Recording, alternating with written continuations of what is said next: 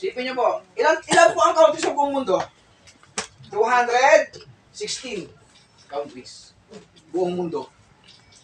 16 countries na lang. Pero hindi tayo pwedeng pumunta sa Ukraine. May barilan doon.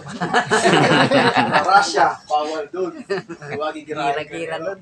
Kailangan hindi pwede natin pasukin. Nawa niyo po? Ayan.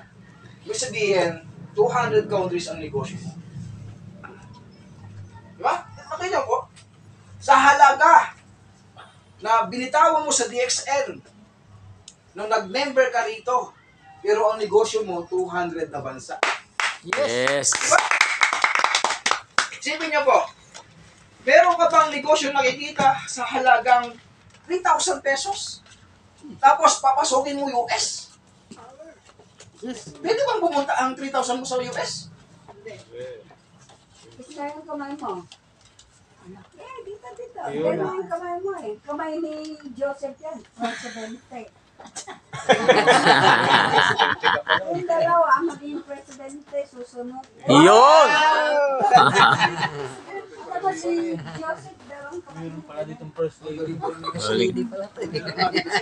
Nahula ka kagad. Wala. Sunod ka ng presidente. Bigay ka offer ka na. Oh. Dito muna tayo, bro.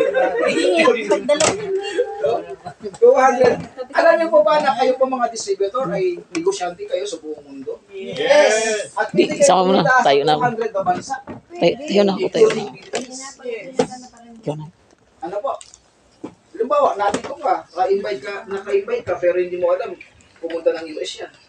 Pumunta ng Canada, pumunta ng, di ba? Ibig sabihin, lumalaga